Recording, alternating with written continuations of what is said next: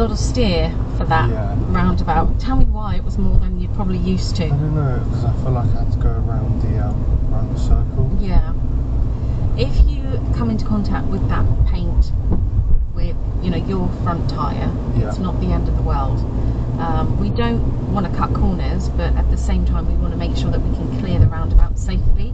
I feel like to try and avoid cutting corners, you went so far forwards before you started turning that actually you made it very difficult for yourself. I definitely felt like I made it very, like, I had to steer loads and loads. Yeah. Because I felt like I was going to go right into the curve. Yeah, I did too. Yeah.